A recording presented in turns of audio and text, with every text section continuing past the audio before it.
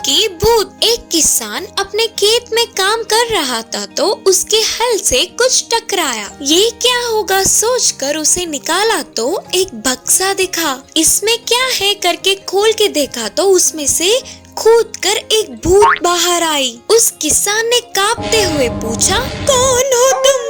इसमें क्यों हो? तब भूत ने मुस्कुराते हुए कहा, हाँ, मैं काम का भूत हूँ। अब तुम ही मेरे मालिक हो।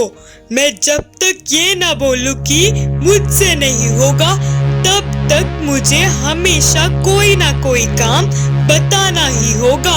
अगर तुम इसे नहीं बता पाए तो मैं तुम्हें मार के खा जाऊंगा। बोलो, मैं क्या काम करूं? किसान ने सोचकर कहा, मुझे 100 कमरों का एक बड़ा सा बंगला चाहिए। उस भूत ने 10 मिनटों में बंगला बनाकर दे दिया। फिर तुरंत भूत ने कहा, बोलो और क्या करना है? किसान ने फिर से थोड़ी देर सोचकर बोला, मुझे 1000 बस्तों के सोने के सिक्के चाहिए। तो बस उस भूत ने 10 मिनटों में सब लाकर उसके सामने फैला दिया। बोलो और क्या करना है? करके पूछा। अगर काम नहीं बताया तो वह भूत किसान को मार के खा जाएगा। इसी बात का उसमें डर जाग गया। किसान उससे कैसे बचे करके बहुत सोचने लगा। इतने में उसे एक उपाय सूझी। तुरंत उस भूत को बुलाकर एक कुत्ते को दिखाते हुए कहा, इसकी टेढ़ी पूंछ को सीधी बनाओ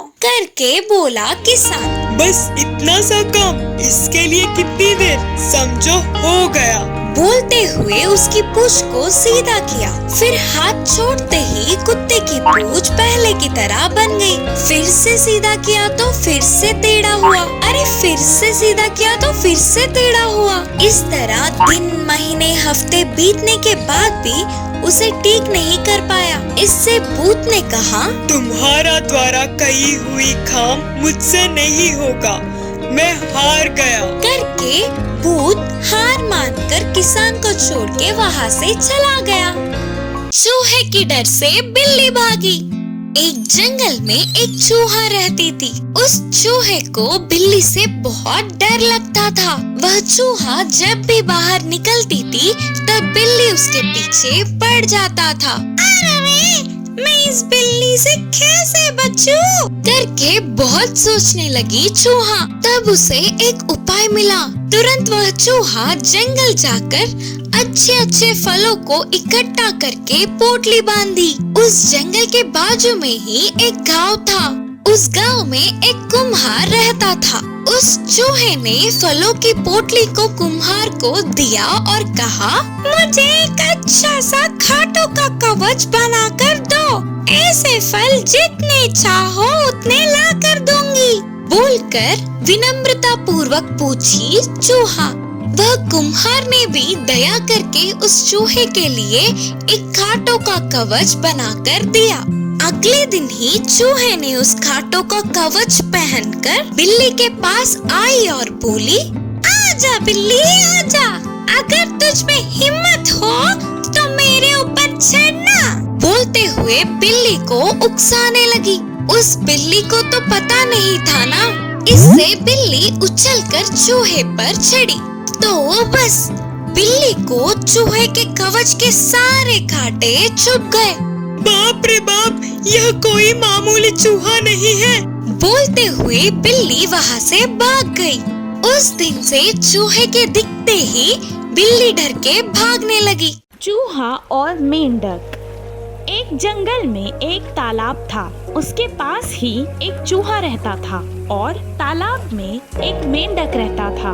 उन दोनों की बहुत अच्छी दोस्ती थी। मेंढक जब भी जमीन पर आता तो चूहे से मिलता और उससे बहुत सारी बातें करता।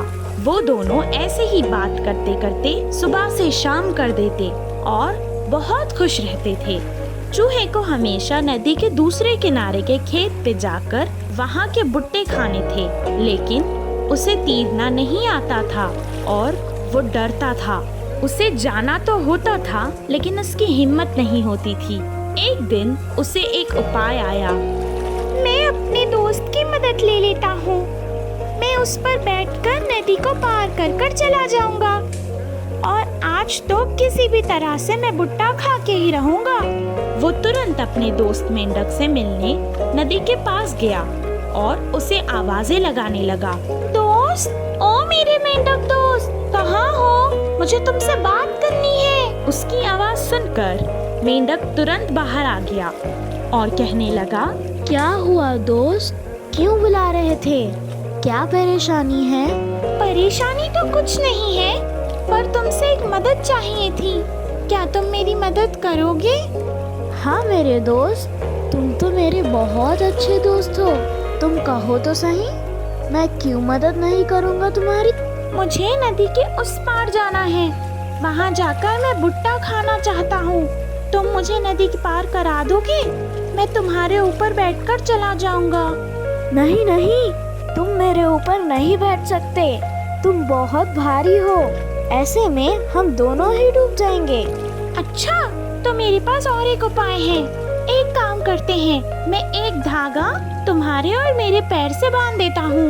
उससे तुम तीरते हुए जाना और मैं तुम्हारे पीछे आ जाऊंगा। मेंढक उसकी बात से खुश नहीं था, फिर भी अपने दोस्त की खुशी के लिए उसने कहा, ठीक है। चूहा तुरंत अपने पैर को मेंढक के पैर से बांध दिया। मेंढक जैसे ही नदी में कूद गया तो चूहा भी खींचा चला गया। मेंढक तो मजे से तीर रहा था, पर चूहा वजन होने के कारण डूब रहा था। चूहा आगे तो जा रहा था, पर पानी में बार बार डूबता जा रहा था। वो बहुत कोशिश कर रहा था, लेकिन बहुत डूब रहा था। वो थोड़ी देर बाद थक गया और धीरे धीरे तैरने की कोशिश करने लगा। ऊपर से एक हंस आया और चूहे को देखकर उसे अपने मुंह में पकड़ लिया और उड़ गया।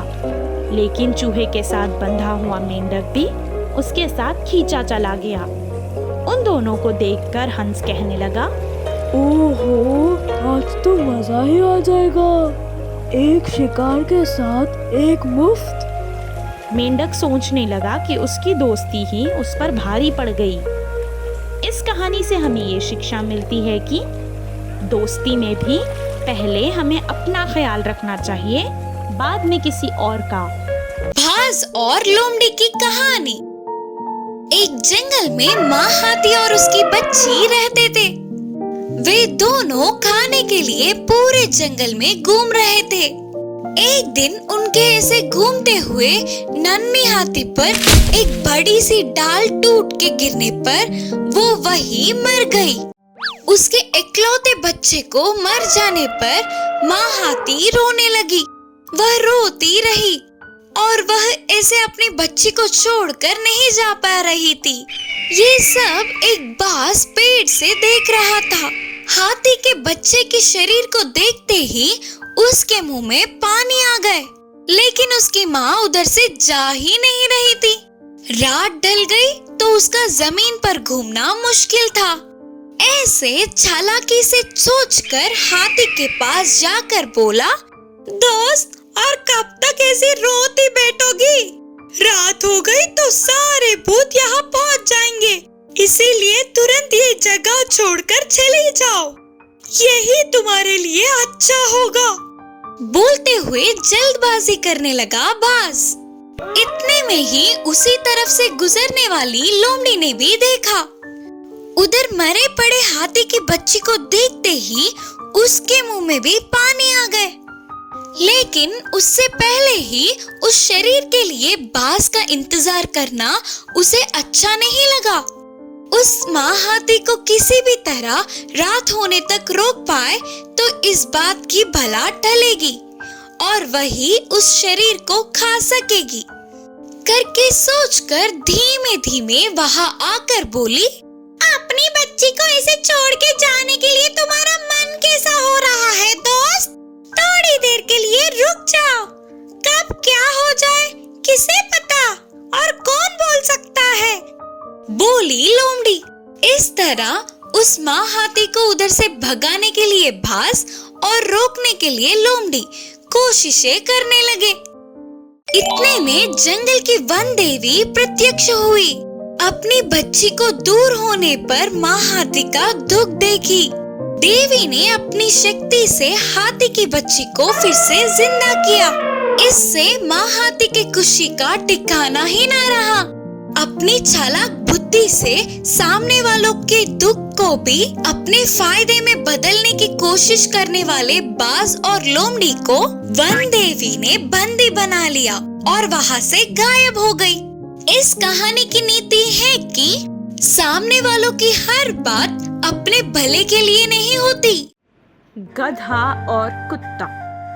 एक बार एक गांव में सोमू नाम का एक व्यापारी रहता था। उसके पास एक कुत्ता और एक गधा था।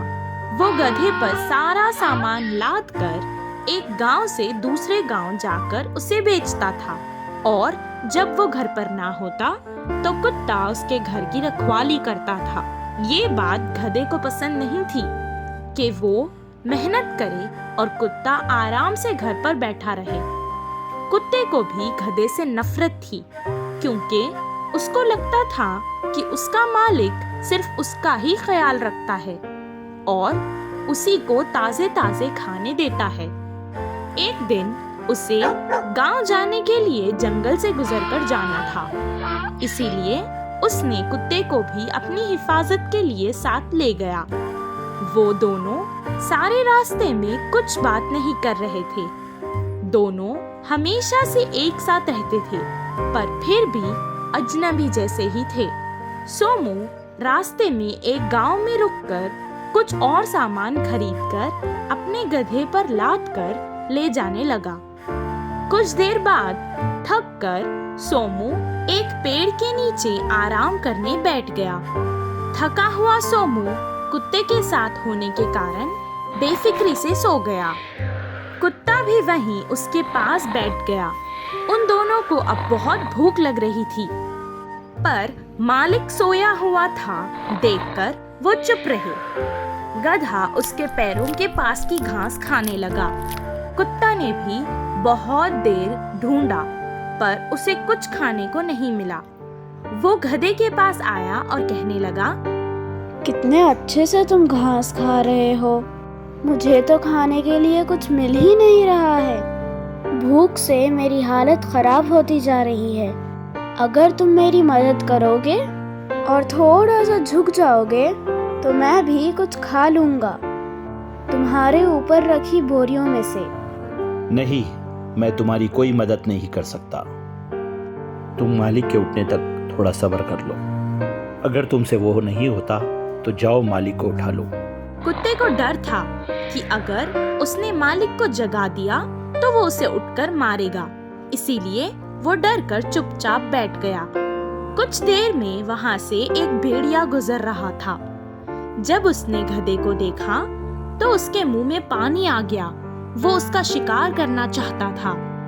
जब गधे ने भेड़िए को देखा तो वो डर गया, और अगर वो भागेगा तो मालिक उसे नहीं छोड़ेगा सोचकर वो कुत्ते के पास गया और कहने लगा, जाओ अभी मालिक को उठाओ, वरना ये भेड़िया मुझे खा जाएगा।